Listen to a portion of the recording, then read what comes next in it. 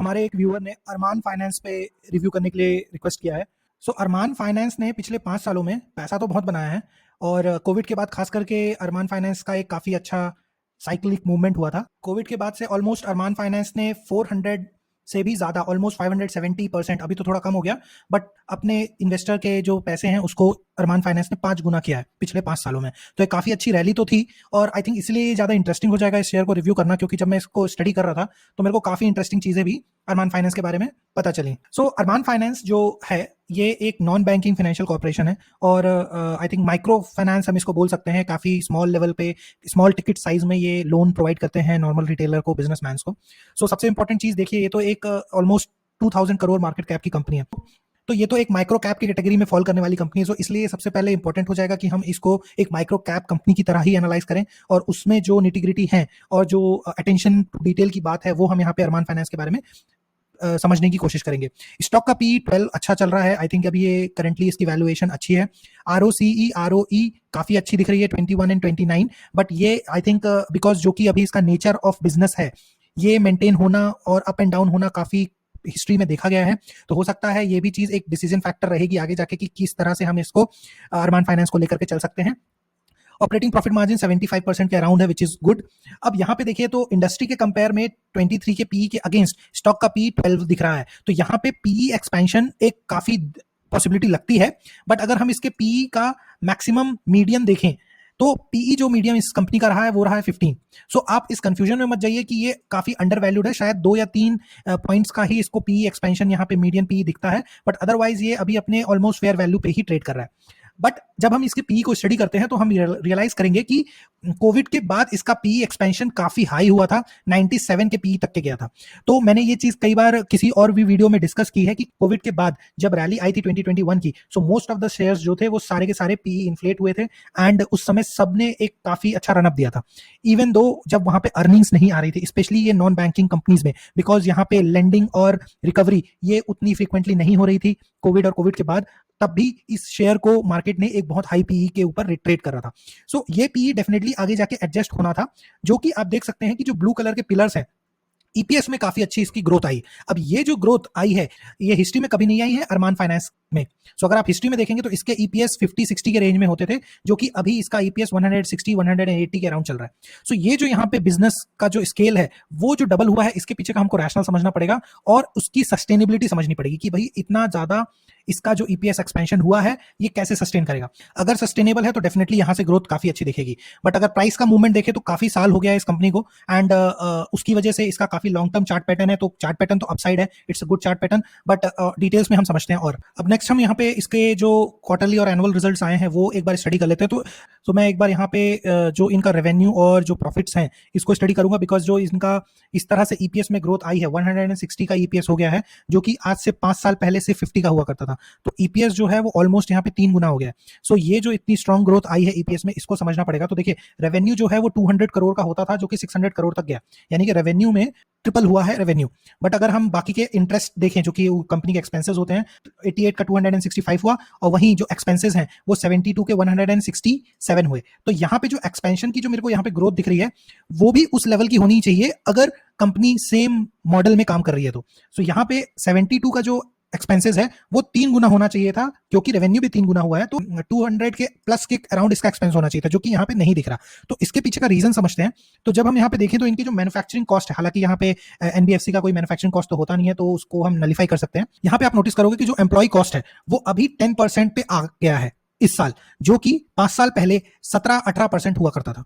तो जो यहाँ पे एक बहुत बड़ा पैरामीटर मेरे को दिख रहा है कि यहाँ पे कंपनी ने अपने एम्प्लॉय पे खर्चा जो होता था, जो सैलरी हो सकती है या जो अलग तरह के रिबेट्स हो सकते हैं, एक्सपेंसेस हो सकते हैं, वो जो 17-18% होते थे वो यहाँ पे उन्होंने कट किया है और अभी 10% पे ले आया है एम्प्लॉय कॉस्ट। यहाँ पे पूरा 7 से 8% का एक्सपेंसेस में सेविंग हुई है। अब ये जो है ये हमें आगे जाकर के कहीं कॉन कॉल में या कहीं किसी प्रेजेंटेशन में समझना पड़ेगा कि ये जो इन्होंने अभी फिलहाल एम्प्लॉय कॉस्ट को इतना कम किया है, क्या ये सस्टेनेबल है, क्या फ्यूचर में वो इसी तरह से 10% एम्प्लॉय कॉस्ट रख सकते हैं। क्यों? क्योंकि हिस्ट्री अगर आप देखोगे तो हिस्ट्री में कभी भी इस कंपनी ने एम्प्लॉय के खर्चे को 10% पे मेंटेन कभी नहीं किया, 12 भी कभी भी नहीं किया। सो जो कंपनी कभी भी 20, 18, 17% एम्प्लॉय का कॉस्ट में खर्चा करती थी, वो अभी 10% करके क्या सस्टेन कर पाएगी, ये हमें देखने वाली बात होगी। इसी की वजह से काफी फर्क पड़ा है, जो कि इनके प्रॉफिट में ग्रोथ आई है, और यही प्रॉफिट परकोलेट होकर के यहाँ पे आपको दिख रहा है। जो 42 का प्रॉफिट था, ये भी रेवेन्यू अगर 3 गुना हुआ है तो प्रॉफिट भी 3 गुना कुछ इस तरह से होना चाहिए था। तो 42 का जो प्रॉफिट है 120 होना चाहिए था, लेकिन ये हो गया 174। तो प्रॉफिट में एक काफी शार्प और अनएक्सपेक्टेड ग्रोथ आई है। हालांकि ये बात सही है कि माइक्रो कैप की कंपनियां इस तरह के सरप्राइजिंगली प्रॉफिट देती हैं, बट अगर वो 3 महीने के बाद या 6 महीने के बाद वापस से सरप्राइज करेंगी डाउन साइड में, तो फिर ये पूरा गेन का कोई मतलब नहीं रहेगा, वो नलीफाई हो जाएगा। सेम चीज आपको यहाँ पे भी दिखेगी। जो 3 ईयर का जो इनका प्रॉफिट ग्रोथ है वो 154% का प्रॉफिट ग्रोथ हुआ है, करेक्ट। और यही चीज अगर आप इसके पीयर के साथ कंपेयर करोगे तो ऐसा कोई भी पीयर नहीं है जिसने इस तरह का रेवेन्यू जंप दिखाया। तो यहाँ पे हालांकि अगेन मैं बोलूंगा कि ये माइक्रो कैप है तो ये चलता है, ऐसा नहीं होना चाहिए कि 1-2 साल में ये पूरा प्रॉफिट वापस से अपने नॉर्मल रेंज में ले आए, तो वो चीज हमें आगे जाकर के स्टडी करते हैं।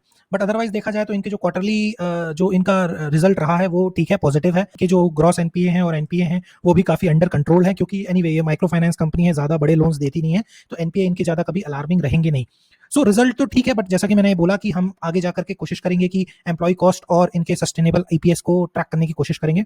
सो नेक्स्ट आरओई को, जैसा कि मैंने बोला कि यहाँ पे ये देखना जरूरी होगा, क्योंकि देखने के लिए ये काफी अच्छा आरओई दिख रहा है, बट ये जो है ये डेफिनेटली सस्टेनेबल होना चाहिए। अभी जो हम देख पा रहे हैं 23-30 का आरओई, राइट, ये कभी भी हिस्ट्री में इस लेवल का आरओई ये कंपनी ने नहीं दिखाया है।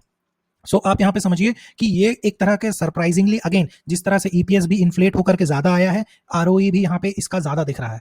अब ये आरओई सस्टेनेबल है कि नहीं, ये अगेन क्वेश्चनेबल होगा, क्योंकि कभी भी इस तरह का सरप्राइजेस नहीं होते हैं, सस्टेनेबल कंपनी नहीं कर पाती है। सेम चीज अगर आप यहाँ पे भी देखें तो कोविड के पहले 2019 और 2020 में आरओई 30 के रेंज में था, उसके पहले आरओई 14-15 था, ठीक है। और इसके बाद हालांकि यहाँ पे कोविड का इंपैक्ट है, मैं मानता हूं, बट अगेन फिर भी ये सस्टेनेबल होना, ये एक बार आगे जाकर के देखना पड़ेगा। अब नेक्स्ट जो मैं सेगमेंट की बात करूंगा वो है प्रमोटर होल्डिंग। सो यहाँ पे मेरे को एक अलार्मिंग फैक्टर लगता है, प्रमोटर होल्डिंग जो है वो 22% है, ठीक है। एफआईआई ने थोड़े से शेयर्स यहाँ पे इंक्रीज किए हैं 10%, डीआईआई ऑलमोस्ट 6% के अराउंड है, और रेस्ट ऑफ द पब्लिक है 61%। सो अब इस पब्लिक सेगमेंट में भी अगर मैं देखूं तो इनका एक ग्रुप है जिसका नाम है एलिवेशन कैपिटल वी लिमिटेड। ये इनका एक मेजर पब्लिक सेगमेंट में फॉल करने वाला ग्रुप है, बट अगेन ये एक तरह से इनका स्ट्रॉन्ग इन्वेस्टमेंट पार्टनर है। बट ये भी रिसेंटली इन्होंने अपना जो शेयर है पिछले 3 क्वार्टर में 21 से 13, ऑलमोस्ट आधा अपने शेयर होल्डिंग यहाँ पे कम कर दी है। तो देखिए यहाँ पे मैं 1 मिनट लूंगा एक कॉन्सेप्ट की बात करने के लिए, कि एज ए डिसिप्लिन इन्वेस्टर हमको कुछ ग्राउंड रूल्स सेट करने पड़ेंगे, और वो ग्राउंड रूल्स कई अलग पैरामीटर्स पे हो सकते हैं, एंड उसके बेसिस पे ही हमारे स्टॉक सिलेक्शंस और स्टॉक में कमिटमेंट उतनी ही तरह से स्ट्रांग आएगा। सो ग्राउंड रूल यहाँ पे मैं जो प्रमोटर होल्डिंग के हिसाब से कह सकता हूँ, वो मेरा ये मानना है कि हमेशा एक स्ट्रॉन्ग शेयर होल्डिंग जो है वो प्रमोटर, एफआईआई और डीआईए के पास होनी चाहिए। पब्लिक के पास जितना कम शेयर हो उतना ज्यादा अच्छा, ठीक है। माइक्रो कैप कंपनी है तो डेफिनेटली थोड़ा सा यहाँ पे पब्लिक में शेयर होल्डिंग देखी जा सकती है, लेकिन फिर भी मैं एक ग्राउंड रूल के हिसाब से मैं रखूंगा कि 40-45% से ज्यादा अगर किसी भी शेयर में पब्लिक की होल्डिंग बढ़ जाती है तो वहां पे मेरे लिए एक अलार्मिंग सिचुएशन होगी, और अगर 50 से ज्यादा है तो मैं डेफिनेटली उसमें एंट्री करने के लिए नहीं सोचूंगा। इसके पीछे कोई बहुत बड़ा लॉजिकल रीजन नहीं है, इसके पीछे सिंपल ये एजम्पशन है और ये कॉन्सेप्ट है कि हम कई बार ये देखते हैं कि हमें स्टॉक्स को किन बेसिस पे और किन पैरामीटर्स पे खरीदना चाहिए, और उसको जब हम देखते हैं कि हाँ इसके ये पैरामीटर्स अच्छे हैं, चलो हम बाइंग कर लेते हैं। बट कुछ पैरामीटर्स और कुछ रूल्स अगर हम ऐसे भी सेट करें कि यार अगर ये चीज मुझे दिखेगी तो मैं इस कंपनी में एंट्री नहीं करूंगा, इससे क्या होता है कि इससे कई बार आप एक बहुत डिफेंसिव अप्रोच हो जाता है, और आप कई बार ओवर इन्वेस्टमेंट नहीं करते हो, अननेसेसरी कंपनियों में एंट्री नहीं करते हो। सो एक जो मेरे लिए हमेशा एक पैरामीटर रहता है वो प्लेजिंग रहती है, डेट रहता है, कंपनी पे कितना उसने कर्जा ले रखा है, ये अलार्मिंग चीजें रहती है जिनको देख करके मैं कंपनियों को सीधे रिजेक्ट करता हूँ। और फिर उसी की तरह एक दूसरा पैरामीटर होता है प्रमोटर होल्डिंग, अगर पब्लिक का बहुत ज्यादा है तो मैं उनको अवॉइड करता हूँ। तो देखिए प्रॉब्लम कुछ नहीं है, कंपनी ठीक है, होगा बहुत अच्छा करेगी, लेकिन प्रॉब्लम मेरे लिए ये हो जाता है कि मुझे उसको हर क्वार्टर में उतना ही सीरियसली ट्रैक करना पड़ेगा, तो मैं मेरे लिए ही काम बढ़ा रहा हूँ। तो मैं कोशिश करता हूँ कि यार कि बेसिक सेट रूल हो और उसके बेसिस पे ही हम इन्वेस्टमेंट करें। सो ये जो अलार्मिंग फैक्टर है ये यहाँ पे मुझे फ्लैग दे देता है। अगर मैं पर्सनली इस शेयर को एनालाइज करता तो मैं यहाँ पे एनालिसिस रोक देता और आगे कंटिन्यू नहीं करता, बट जो कि ये हमारे व्यूअर का रिक्वेस्ट है तो मैं कंटिन्यू करूंगा वीडियो को और कोशिश करूंगा कि इसमें फाइनल एनालिसिस दूं। सो अरमान फाइनेंशियल सर्विसेज लिमिटेड का जो इन्वेस्टर प्रेजेंटेशन है, इसके कुछ इंपॉर्टेंट पॉइंटर्स हम डिस्कस करेंगे। तो सो कंपनी के बारे में अगर हम बात करें तो काफी टाइम हो गया, कंपनी को 30 साल के अराउंड स्टैब्लिश हो चुकी है, बट ये एक तरह से एनबीएफसी है जो कि ऑलमोस्ट माइक्रो फाइनेंसिंग करती है। ये अभी कुछ मिडिल साइज या स्मॉल साइज में भी फाइनेंसिंग नहीं करती है, बहुत स्मॉल टिकट साइज में इनकी फाइनेंसिंग होती है। और इनका अगर हम देखें तो ये किस तरह के लोन्स देते हैं, तो माइक्रो फाइनेंस फाइनेंसिंग लोन ये ऑलमोस्ट 82% देते हैं। फिर इसके बाद लैप लोन्स, एमएसएमई लोन्स जो कि एक स्मॉल या माइक्रो मैन्युफैक्चरिंग एंटिटीज होती है या जो स्मॉल बिजनेसमैन होते हैं उनको लोन देना, टू व्हीलर्स लोन देना और इंडिविजुअल बिजनेस लोन देना। सो कई चीजें अगर मैं यहाँ पे हाईलाइट करूँ तो देखिए, एक फाइनेंसिंग कंपनी के लिए जितने ज्यादा वर्टिकल्स ओपन होंगे, अलग अलग तरीके के लोन अगर वो दे सकेंगे, उतना ज्यादा उनके लिए अच्छा होता है। अब यहाँ पे जो मुझे मिसिंग लगता है तो डेफिनेटली 4 व्हीलर 6 व्हीलर लोन्स यहाँ पे नहीं है, कमर्शियल व्हीकल लोन्स यहाँ पे नहीं है, हाउसिंग लोन्स यहाँ पे नहीं है, ठीक है, बड़े अमाउंट के और बड़े बिजनेस लोन्स यहाँ पे, कॉर्पोरेट लोन्स नहीं है। अभी भी यहाँ पे इस कंपनी को आई थिंक उस डायरेक्शन में अपने आप को एक्सपेंड करना बाकी है। इस कंपनी का अगर जियोग्राफिकल फुटप्रिंट देखें तो ये सेंट्रल इंडिया में ज्यादा स्प्रेड आउट है। स्पेशली अगर देखा जाए तो गुजरात, उत्तर प्रदेश और मध्य प्रदेश में इनका काफी स्ट्रॉन्ग नंबर ऑफ ब्रांचेस हैं। एंड इसमें भी अगर आप देखेंगे तो जो इनके नंबर ऑफ ब्रांचेस हैं वो मोस्टली माइक्रो फाइनेंस के लिए ही ज्यादा स्प्रेड आउट हैं, और उस पर भी इनके जो ब्रांचेस में ग्रोथ है वो देखी जा रही है। बट अगर आप देखें तो यहाँ पे अभी इनको जियोग्राफिकली एक्सपैंड करना भी काफी यहाँ पे बचा हुआ है। तो दो चीजें दिख रही हैं क्लियरली कि इनको जियोग्राफिकली भी एक्सपैंड करना अभी जरूरत है, अभी इनको और दूसरे भी लोन्स में भी एक्सपैंड करना बचा हुआ है। अब इंपॉर्टेंट जो यहाँ पे मैं शेयर होल्डिंग पैटर्न की बात कर रहा था, तो देखिए यहाँ पे प्रमोटर 22% और ये इनका एलिवेशन कैपिटल ग्रुप, ये इनका अभी 13% यहाँ पे प्रमोट होल्डिंग रखा हुआ है। तो ये जो इनका one of the strong arm था, ये जो कि पहले 22 हुआ करता था, अभी 13 हो रखा है। तो जब इस स्टेज में जब इनके स्ट्रॉन्ग आर्म्स के पास इनके शेयर्स में कमी देखी गई है तो कॉन्फिडेंस वहां पे थोड़ा सा कम हो जाता है। अगर हम इनके और लोन देने के प्रोसेस को समझें तो जो ये माइक्रो फाइनेंस देते हैं वो ऑलमोस्ट 82% तो सिर्फ माइक्रो फाइनेंस कैटेगरी में जाता है, जहां पे इनका जो टिकट साइज है वो 40,000 का, यानी कि ये 40-50 हजार के लोन्स देते हैं, which is very small amount. उस पे टेन्योर भी देखा जाए तो काफी स्मॉल टेन्योर रहता है। इससे एक सिर्फ चीज ये होती है कि इसमें जो इनका एनपीए है या इनके जो लोन डिफॉल्टमेंट होगी वो ज्यादा बड़े अमाउंट में नहीं होंगे, but at the same time आप उस तरह से ग्रो नहीं कर पाओगे क्योंकि आप छोटे छोटे टिकट्स में लोन दे रहे हो। एमएसएमई लोन्स का जो इनका 77,000 का एवरेज टिकट साइज है, जो टेन्योर भी इनका 1.5 साल से 2 साल का है। टू व्हीलर लोन में भी अगर आप देखें तो एवरेज टिकट साइज इनका 72,000 के अराउंड है। यहाँ पे इनका टेन्योर 1 ईयर से 3 इयर्स का है। और इंडिविजुअल बिजनेस लोन की अगर बात किया जाए तो 80,000 एवरेज टिकट साइज का ये लोन देते हैं। तो अगर ये 1 लाख का भी अगर लोन देते हैं तो आप ये सोचिए कि ये बहुत स्मॉल बिजनेसमैन को अभी ये फिलहाल के लिए लोन दे रहे हैं। ये स्मॉल टिकट साइज में स्मॉल रेवेन्यू और इंटरेस्ट जनरेट होगा। सो इनको वॉल्यूम से खेलना पड़ेगा। ये जब तक अपने टिकट साइज को नहीं बड़ा करेंगे तो कंपनी में प्रॉफिट ग्रो नहीं करेगा। तो अभी फिलहाल इनको अपना कस्टमर बेस को बढ़ाना पड़ेगा, तब जाकर के इनमें ग्रोथ ज्यादा स्ट्रांग दिखेगी। और अगर लोन रिकवरी यानी कि कलेक्शन एफिशिएंसी की अगर हम बात करें तो डेफिनेटली सारे सेगमेंट में इनकी एफिशिएंसी काफी अच्छी है, 95-97% है। सो रफली ये जितना पैसा देते हैं they are comfortably recovering it back. But अगर 96% अगर ये कलेक्शन एफिशिएंसी है इनकी, तो 4% डिफॉल्ट्स भी यहाँ पे काफी एविडेंट है, बट दैट इज ओके। और अगर इनके बिजनेस नेटवर्क की बात करें तो डेफिनेटली इनके जो बैंक्स हैं जिनसे ये पैसे बोरो करते हैं, तो ऑलमोस्ट वाइड स्प्रेड बैंक्स हैं, बड़े बैंक्स, स्मॉल बैंक्स, सारे कुछ हैं यहाँ पे जिनसे ये बोरो करते हैं पैसे। एंड देन कुछ नॉन बैंक भी बोरोइंग ग्रुप्स हैं जहां से ये पैसे फाइनेंस करते हैं, एंड देन अकॉर्डिंगली वो अपने बिजनेस मॉडल में उसको यूज करते हैं। तो यहाँ पे काफी स्ट्रॉन्ग नेटवर्क है, विच मीन्स दैट पैसे का इनफ्लो तो इस कंपनी को चैलेंज नहीं होगा। They will be always having that money to give loan, but then at the same time इनके लिए ज्यादा इंपॉर्टेंट है कि ये ग्राउंड पे कितने ज्यादा लोन सेल कर रहे हैं एंड उनके ग्राउंड पे कितने वॉल्यूम्स और हाई टिकट्स के लोन सेल होते हैं। अब देखिए, मैं बाकी के ज्यादा जो फाइनेंशियल इंडिकेटर्स और डेटा है उसमें मैं नहीं जा रहा हूँ, बिकॉज रफली हमने टॉप लाइन समझ लिया है कि फाइनेंशियली तो they are doing good, right. उनके जो एनुअल रिपोर्ट है वो काफी कंफर्टेबल तो दिख रहे हैं। लेकिन उससे पहले हम ये भी समझ लेते हैं कि क्योंकि ये एक एनबीएफसी है, माइक्रो फाइनेंसिंग कंपनी है, ये काफी कुछ आरबीआई से रेगुलेटेड रहती है। और यहाँ पे जो आरबीआई की गाइडलाइंस है वो कई बार इनको पॉजिटिवली भी इंपैक्ट कर सकते हैं और नेगेटिवली भी इंपैक्ट कर सकते हैं। सो कई बार हमने देखा है कि आरबीआई अलग अलग तरीके के गाइडलाइंस रिलीज करती है, और ये गाइडलाइंस कई बार अलग अलग कैटेगरी के होते हैं। बड़े बैंक्स के लिए अलग होते हैं, स्मॉल बैंक्स के लिए अलग होते हैं, माइक्रो फाइनेंसिंग ग्रुप जैसे कि ये कंपनी है इसके लिए अलग रहेंगे। तो ये कई बार चीजें मैटर करती हैं कि आरबीआई इनके लिए किस तरह के लॉज और नियम को लाता है। यहाँ पे जो कुछ इंपॉर्टेंट चीज है तो ये देखने की वाली बात है कि आरबीआई ने जो कुछ मॉडिफाई किए हैं रिसेंटली कोविड के बाद, वो इनको अरमान फाइनेंस को हेल्प किया। क्योंकि रिसेंटली जो आरबीआई ने कोविड के बाद जो कुछ गाइडेंस दिया था उसमें बोला था कि जो एनुअल हाउस होल्ड लिमिट थी पहले 1.25 लाख की होती थी, वो उन्होंने बढ़ा के 3 लाख की कर दी। यानी कि अब ये उन लोगों को भी लोन दे सकते हैं जिनकी इनकम 3 लाख थी, पहले ऐसा नहीं था। इससे इनको ये फायदा हुआ कि अब ये जाकर के और ज्यादा कस्टमर को सर्विसेज दे पाए। अब फ्यूचर में अगर ये 3 लाख की लिमिट बढ़ के 5 लाख हो जाती है तो डेफिनेटली इस तरह की कंपनियों को फायदा होगा। फिर एक गाइडलाइन आई थी जो कि fixed obligation to income ratio, इसको मैक्सिमम 50% किया गया था। इसका मतलब ये है कि जो भी बोरोवर है जिसने भी लोन लिया है वो मैक्सिमम 50% जो उसकी इनकम है उसको वो ईएमआई में कन्वर्ट कर सकता है, यानी कि मैक्सिमम 50%, यानी कि उससे बड़ी ईएमआई वो नहीं ले सकता। ये दोनों तरीके से देखी जा सकती है। एक तो ऐसा कि अगर किसी की लोन लेने की इच्छा बहुत ज्यादा है और उसका ईएमआई 50% से ऊपर जाता है मंथली इनकम, तो वहां पे उसको लोन नहीं दिया जाएगा। और अगर कोई बोरोवर ऐसा है जिसको अपनी ईएमआई कम रखनी है तो वो डेफिनेटली इस पैरामीटर के थ्रू लोन और ईएमआई इजीली पे कर सकता है। तो यहाँ पे अगेन ये ज्यादा बेनिफिट बोरोवर के लिए है, but at the same time it becomes easy for the NBFC to sell their loans. इसके बाद एक बहुत इंपॉर्टेंट गाइडलाइन थी रिमूवल ऑफ प्राइसिंग कैप। यहाँ पे आरबीआई ने रिमूव किया था interest rate ceiling on loan offered by the NBFC micro financing institutions. So इससे होगा ये कि जो कंपनी है उसके मार्जिन इंप्रूव होंगे। तो एक क्वालिफाइंग एसेट की जो लिमिट थी वो रिवाइज करके 85 से नेट एसेट को 75 पे लेके गए।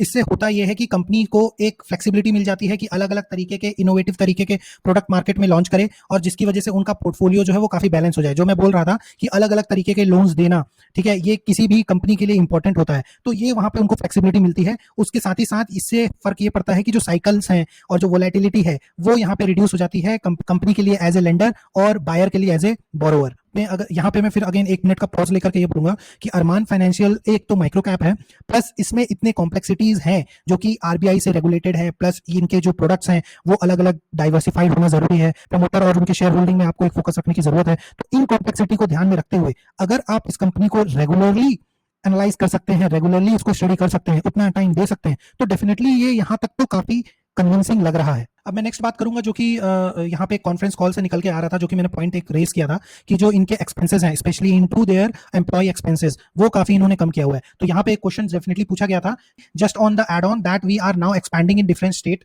should we expect operational expenses to be little higher going forward? So definitely यहाँ पे जैसे कि हमने बात करी थी कि इनको जियोग्राफिकली एक्सपैंड करने की जरूरत है। अब अगर आप जियोग्राफिकली एक्सपैंड करोगे तो आपको man power employees I think definitely लगेगा, और ये तो बेसिक अंडरस्टैंडिंग है। तो क्या इसकी वजह से आपके ऑपरेशनल एक्सपेंसेस बढ़ेंगे? तो यहाँ पे जो मैनेजमेंट है आलोक पटेल, उनका कहना है कि yes, marginally operational expenses specially salary initially might be higher, but by the end of the year it will catch up.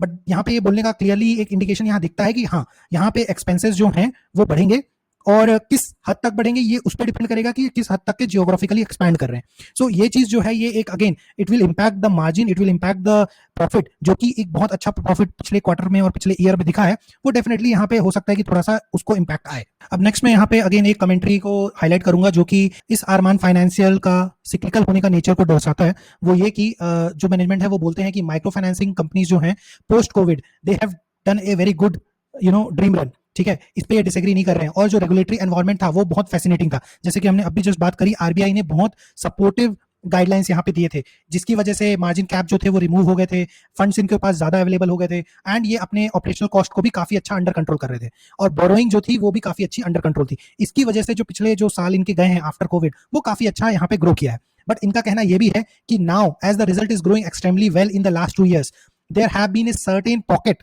That have been over levered. So that is one. Second, it's nothing to be overly concerning about, but certainly जो microfinancing players है, we have to take stock of the situation. Maybe accepted that no honeymoon can last forever. यानी कि जो अभी golden period था वो जरूरी नहीं है कि फॉरएवर रहेगा। जो गाइडलाइंस थी, जो सपोर्टिंग एनवायरमेंट्स थे, जिस तरह से मैक्रो इकोनॉमी थी, वो हमेशा इस तरह से रहेगी जरूरी नहीं है। And we are getting back on track, things are getting back regular. The gains that we saw in the last 2 year post COVID, the demand has kind of caught up overall. यहाँ पे आप under the line समझिए कि जो पिछले 2-3 साल का जो बहुत रोजी पिक्चर था वो जरूरी नहीं है कि सस्टेन करेगा। सो यहाँ पे इसलिए इनका जो कमेंट्री है वो काफी इंपॉर्टेंट हो जाती है। सो देखिए, in summary Arman financial services limited micro cap company है, सो ये हमेशा एक अलार्मिंग सिचुएशन रहेगी। आपको ये हमेशा इसमें ये ध्यान रखना पड़ेगा कि कॉम्प्लेक्सिटी काफी है, और एक माइक्रो कैप के लिए इतनी मेहनत करना क्या जस्टिफाइड है। और अगर आप कर सकते हैं तो definitely you can continue, but at the same time आपको ये भी देखना पड़ेगा कि आपके पोर्टफोलियो में कितना वेटेज कैरी कर रहा है। एंड जो बाकी के इसके पैरामीटर्स हैं, जो रिस्क पैरामीटर्स हैं, वो भी मैंने डिस्कस किए। इनके जो ऑल टाइम चार्ट है, रिजल्ट है, डेट है, वो काफी ठीक है, उसमें कोई प्रॉब्लम नहीं है। शेयर होल्डिंग पैटर्न समथिंग यहाँ पे मेरे को कंसर्न हूँ, बट आपको इस पे फोकस रख सकते हो एंड कंटिन्यू कर सकते हो, बट आपको हमेशा इस पे ध्यान रखना पड़ेगा कि ये शेयर होल्डिंग पैटर्न जो कीप एन आई ऑन वाला पैरामीटर है ये काफी ज्यादा डायल्यूट इससे ज्यादा ना हो। ROC, ROE, operating profit, PE काफी अच्छे हैं, ठीक है। आरओई जो अभी काफी अच्छा दिख रहा है 30% का, ये सस्टेन रहना चाहिए। अगर एवरी क्वार्टर में आरओई में डाउनफॉल दिखता है तो डेफिनेटली शेयर में एक चैलेंजिंग सिचुएशन देखी जा सकती है। कॉर्पोरेट एक्शन रिसेंटली कुछ है नहीं, क्वार्टरली जो रिजल्ट इसका आया है वो ठीक है, अभी कॉन्फिडेंट है। कॉन्फ्रेंस कॉल जो हमने अभी कुछ कह सकते हैं कि थोड़े से अंडर द लाइन इंफॉर्मेशन और मैसेज को समझने की कोशिश की, वो चीज आपको ध्यान रखनी पड़ेगी और उसको कंटिन्यूअसली बार बार समझना पड़ेगा। As a business Arman financial अच्छा है, ठीक है, लेकिन ये काफी कुछ एक्सटर्नल एनवायरनमेंट से इंपैक्ट होता है। आरबीआई क्या कर रहा है, इकोनॉमी कैसी चल रही है, ग्राउंड में डिमांड कैसी है, इन चीजों पे काफी कुछ मैटर करता है और उस पर आपको नजर रखनी जरूरी रहेगी अगर आप एक लॉन्ग टर्म इन्वेस्टर की तरह देख रहे हैं। टेक्निकली अगर चार्ट पैटर्न देखें तो अभी यहाँ पे तो कोई इतना ज़्यादा सरप्राइजिंग फैक्टर दिख नहीं रहा है and technically chart up trend में है अभी तो। बट एक चीज़ बहुत ध्यान रखने वाली होगी जो कि बहुत इंपॉर्टेंट है, वो मैं ये बोलूँगा कि आपको इसके बल्क डील्स और प्रमोटर की सेलिंग पे काफ़ी ध्यान रखना पड़ेगा, क्योंकि अभी आप रिसेंटली देखिए एलिवेशन कैपिटल जिसकी मैं हमेशा से बात कर रहा हूँ, उसने अभी 6 जून को फिर से एक लेवल पे सेलिंग करी है और इसका इम्पैक्ट आपको दिखेगा अगले वाले क्वार्टर के रिजल्ट में। सो ये किस लेवल पे क्वांटिटी सेलिंग हुई है ये देखना पड़ेगा, बट यहाँ पे एक कंटिन्यूस सेलिंग हो रही है मेजर शेयर होल्डर से। सो ये चीज़ हमें ध्यान रखनी पड़ेगी कि अगर ये काफ़ी हैवी सेलिंग और यहाँ पे कुछ हाई वॉल्यूम्स में होता है तो शेयर डेफिनेटली एक डाउन ट्रेंड में आ सकता है, बट एक बेस इसका ऑलमोस्ट 1600-1700 के अराउंड ये सपोर्ट लेगा। सो यहाँ तक के इसका टेक्निकल पैटर्न तो आपको सपोर्ट करता है। ओवरऑल देखा जाए तो ये है अरमान फाइनेंशियल का रिव्यू। अभी के लिए इतना ही। Thank you everyone.